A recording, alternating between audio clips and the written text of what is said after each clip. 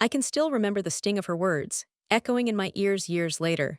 A teaching degree? That's cute, but you'll never make it anywhere, my aunt had scoffed during a family dinner, her voice dripping with condescension. I had just graduated, holding my diploma with pride, hopping to make a difference in young lives, but all she could see was what she wanted, a reason to belittle me. She had always been successful in her own career as a school administrator, and perhaps that gave her the confidence to dismiss my aspirations so harshly. You'll be lucky to find a classroom that will even tolerate you, she continued, leaning back in her chair, smiling at the relatives who chuckled nervously around the table. I forced a smile, my heart sinking, but I didn't argue. I had learned early on that no amount of reasoning could pierce her arrogance. No evidence of my skills or dedication would soften her pride. Still, I held on to hope, believing that my work and determination would one day speak louder than her mockery. In the weeks that followed, I applied to several schools, faced rejection after rejection, and endured endless whispers of doubt from those who had internalized my aunt's criticisms. I reminded myself daily that teaching wasn't about titles or approval. It was about passion, commitment, and the ability to touch lives in meaningful ways. And slowly, a small opportunity appeared, a teaching position at a modest school a few blocks from my apartment. It wasn't fancy, it wasn't prestigious, but it was my chance. On my first day, I walked into the classroom with a mixture of excitement and nervousness, greeted by curious, eager faces and a principal who welcomed me warmly. I poured myself into lesson planning, learning each student's strengths and weaknesses, finding creative ways to engage them, and offering encouragement wherever it was needed. I worked tirelessly, sometimes late into the night, grading papers and preparing activities, all the while thinking of my aunt's words and feeling a quiet determination to prove to myself that I was capable, even if she refused to believe it. Months passed, and my students began to thrive. Their grades improved, their confidence grew, and parents started reaching out to express gratitude for my dedication and patience. Every small success felt like a personal victory, a quiet answer to the mocking laughter and condescending remarks I had endured. Yet my aunt's presence lingered. She was on the school board that oversaw my district, and her influence was undeniable. She would occasionally visit my classroom, her expressions often tight-lipped, her gaze critical. Sometimes she would offer suggestions, thinly veiled criticisms, and it was difficult not to let her words shake the confidence I had built through months of hard work. But I had learned to separate my self-worth from her judgment. I reminded myself that my dedication, integrity, and passion were what mattered most, not the approval of someone who refused to see beyond her own ego. Then, an unexpected incident occurred, a situation that would ultimately change everything. During a board meeting, a complaint came to light about my aunt's handling of administrative matters, her behavior deemed unprofessional and unjust towards several teachers and staff. The evidence was undeniable, and the decision was swift. She was removed from her position. The irony was almost too much to bear, but it was also a turning point, a moment where her own actions had consequences, and my path began to open in ways I had never imagined. Shortly after, the board offered me a promotion, recognizing my contributions, leadership, and dedication to the students I had nurtured so carefully. The same people who had once doubted me were now entrusting me with responsibilities my aunt had once held, responsibilities she had mocked me for pursuing. I felt a mixture of relief, disbelief, and quiet triumph, not for revenge, not for pride, but for the validation that dedication, patience, and passion are never wasted. Standing in my new office, looking out over the school I had come to love, I reflected on the journey, the ridicule, the doubt, the long nights, and the relentless commitment to something bigger than myself. It had not been easy, and my aunt's words had hurt deeply, but the experience had taught me the importance of perseverance, self-belief, and integrity. I realized that sometimes, life's validation doesn't come immediately, and it rarely comes from those who mock us the most. It comes quietly, in moments of genuine acknowledgement, in the impact we make, and in the strength we find within ourselves. That day, as I prepared to address the staff in my new role, I felt an overwhelming sense of calm and purpose. I had endured criticism without losing heart, I had remained true to my calling, and now I was entrusted with a responsibility that mattered. And as I glanced at the hallway where my students were passing by, their laughter and chatter filling the air, I understood a simple truth. No mocking voice, no matter how loud, can diminish the dedication, compassion, and talent that come from the heart. Stepping into my new role as a promoted teacher and interim administrator came with both excitement and a quiet tension. The students still looked at me with curiosity, some unsure if I could truly handle the responsibilities, while the staff watched cautiously, likely aware of my aunt's previous position and influence. I felt the weight of expectations, not just from the board, but from everyone who had once doubted me, including my aunt, whose shadow lingered despite her absence. The first weeks were challenging. I spent long hours learning the administrative tasks, reviewing policies, and trying to build rapport with staff who had been loyal to my aunt. Some were skeptical, hesitant to accept a new authority figure, while others quietly encouraged me, offering advice and guidance. I reminded myself constantly that my approach would differ. I wanted leadership to be rooted in respect, collaboration, and genuine care for both students and staff. Every decision I made was thoughtful, measured, and guided by integrity. Even small victories felt significant. A teacher thanking me for listening to their concerns, a student visibly improving because of my new programs, a parent expressing appreciation for the changes I had implemented. Each moment reinforced my belief that dedication, patience, and empathy were far more powerful than titles or mockery. Yet amidst the growth and acknowledgement, I still felt flashes of insecurity, the echoes of my aunt's mocking words returning in quiet moments. I remembered how she had laughed at my teaching degree, dismissing it as something trivial, unworthy of respect. Those memories could have haunted me, but instead, I chose to let them fuel my determination. I focused on creating an environment where students thrived, where teachers felt supported, and where integrity guided every decision. Slowly, the staff began to warm to me, recognizing that my leadership style was rooted in fairness and genuine care, not ego or personal gain. Even teachers who had been hesitant or critical started seeking my advice, and I learned to navigate these relationships with patience and openness, listening more than I spoke, and ensuring that everyone felt valued. Outside of work, I also spent time reflecting on my journey, the years of study, the sacrifices I had made, and the ridicule I had endured from someone who should have been a mentor. I realized that my aunt's mockery, though painful, had shaped me in unexpected ways. It forced me to cultivate resilience, to develop confidence in my abilities, and to understand the value of proving one's worth through action rather than argument. And then came an unexpected moment that tested both my confidence and my ability to lead with grace. A parent, upset about a scheduling issue, came into my office demanding answers and raising their voice. I could feel my heart race, and instinctively, I remembered the times my aunt had belittled my capabilities, questioning whether I could handle pressure. But I took a deep breath, listened carefully, acknowledged their concerns, and calmly explained the reasoning behind the schedule, offering solutions and compromises. By the end of the conversation, the parent left satisfied, and I felt a quiet sense of accomplishment, proof that I could handle challenges with dignity, empathy, and professionalism, just as I had dreamed. Weeks turned into months, and the school began to reflect the changes I had implemented. Student engagement increased, teachers collaborated more effectively, and morale grew. I received private messages of gratitude from colleagues who had once been hesitant, and letters from parents expressing how their children were thriving under the new environment. Each note, each expression of trust and respect, served as a reminder that the work I had dedicated myself to mattered deeply. My aunt's influence, once intimidating, gradually became irrelevant.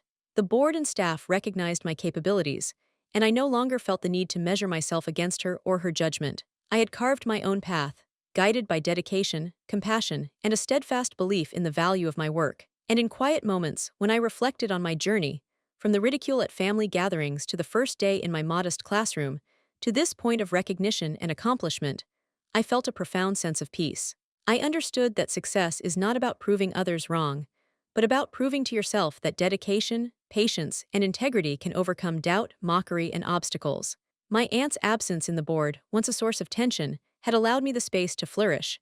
But the true reward was the knowledge that I had remained true to my calling, cared deeply for my students, and led with heart, even when the path was difficult. And as I looked out over the classrooms, hearing the chatter, laughter, and curiosity of young minds, I felt a quiet satisfaction, proof that genuine passion and unwavering commitment can transform both lives and communities, far beyond what anyone else might have imagined or dismissed.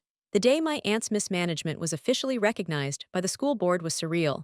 I had spent months quietly building trust with staff, students, and parents, and suddenly the board called an emergency meeting regarding her conduct. Complaints from teachers about favoritism, negligence, and poor decision-making had piled up, and the evidence was undeniable. When the board announced that she would be removed from her position, I felt a strange mix of relief, disbelief, and sorrow. Relief because the toxic influence she had held over the school would finally end, disbelief because I hadn't anticipated just how quickly things could change, and sorrow because I knew the personal cost of seeing a family member face professional consequences, even if justified.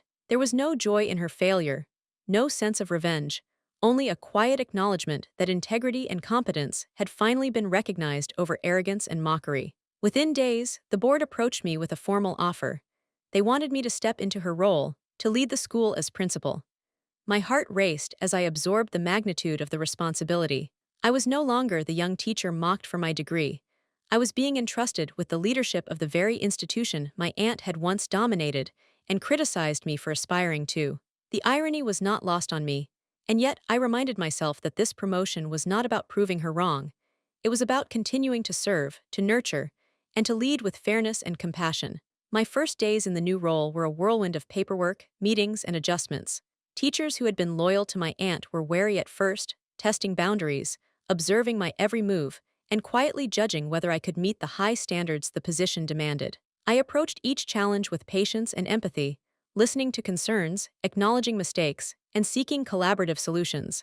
Slowly, the school began to feel different. Staff morale improved, students thrived under new programs I implemented, and parents noticed the renewed energy and care in classrooms. Even those who had doubted me began to express subtle recognition, compliments, and trust. Through it all, I carried a deep sense of humility, understanding that leadership was not about authority or ego. It was about responsibility, integrity, and creating an environment where everyone could succeed. Meanwhile, my aunt's presence, though absent from her official role, lingered in conversations, memories, and subtle comparisons. Some staff would whisper about how things had changed, how much better the school felt under my leadership, and I could feel the silent acknowledgement that her era had ended. I never gloated, never reminded anyone of the mocking remarks she had once made, because the lessons were clear. Actions speak louder than words, dedication outlasts criticism, and integrity always carries weight. One afternoon, I received a letter from my aunt herself. The tone was carefully measured, a mixture of defensiveness and a hint of acknowledgement. She did not apologize directly, but she admitted, in her own way, that the school had improved since my leadership and that her management had shortcomings. I folded the letter carefully, placing it on my desk without comment. I did not need her validation.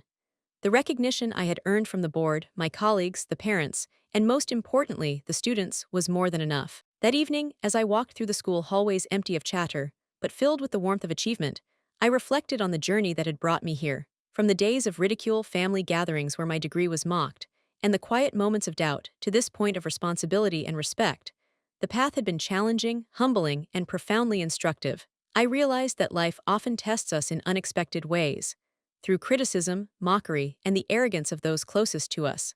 Yet perseverance, patience, and a commitment to excellence can overcome even the harshest judgment. The students' laughter echoing through the halls reminded me why I had chosen this path in the first place: to educate, inspire, and nurture young minds.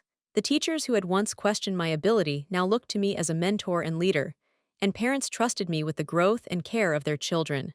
And through it all, the memory of my aunt's words, once so sharp and wounding, had transformed into a quiet motivator, a reminder that the opinions of others do not define your potential or diminish your worth. As the months went on, I settled into my role fully, balancing administration, teaching, and personal mentorship. The school flourished under collaborative initiatives, creative programs, and an atmosphere of respect and encouragement. I learned to navigate challenges with calmness, to make tough decisions with empathy, and to lead by example, always remembering the lessons of humility and dedication that had carried me here. And in quiet moments, when I reflected on the family gatherings, the mocking laughter, and the doubts cast upon me, I felt a deep sense of peace. I had endured ridicule without bitterness, proven my worth through action, and now held a position where I could positively impact countless lives. That realization was more powerful than any title, more satisfying than any praise, and far more meaningful than proving someone wrong. It was the culmination of years of patience, hard work, and unwavering dedication to my calling, showing that true success is measured not by the opinions of others, but by the integrity, compassion, and positive influence one brings to the world. By the time the school year was well underway, I had fully settled into my role as principal, and the atmosphere at the school was transformed. Teachers collaborated more freely, students were engaged in learning, and parents expressed their appreciation for the positive changes taking place. Each small success reminded me of the long journey it had taken to reach this point: the late nights studying lesson plans, the rejections, the mocking words of my aunt at family gatherings, and the quiet determination that had carried me through. Despite her past condescension, I never sought revenge or wished her ill. Instead, I focused on proving to myself and to the world that dedication, integrity, and compassion could overcome judgment and doubt. Over time, my aunt began to observe the changes from a distance. Staff members occasionally mentioned how the school felt different, more nurturing and fair, and though she never directly complimented me, I could sense a begrudging acknowledgement in her demeanor. There was no joy in her downfall, only a quiet understanding that arrogance and criticism cannot replace hard work and genuine care. One afternoon, she visited the school, officially on school business, and for the first time, we spoke candidly. Her words were careful, measured, but beneath them, I sensed a shift. "You've done well here," she said softly, avoiding any mention of past mockery. I smiled gently, recognizing that the acknowledgement, even subtle, was real. I didn't respond with bitterness or reminders of what she had said years ago. That chapter of my life had already taught me a profound lesson. True validation comes from consistent action, dedication, and the positive impact we have on others, not from the approval of those who doubt us.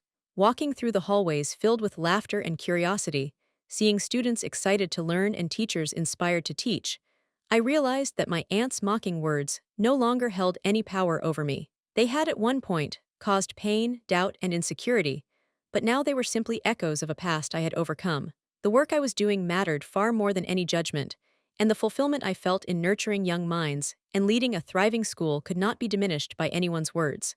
Reflecting on my journey, I understood that life often tests our resilience through criticism, jealousy, and dismissal from those closest to us.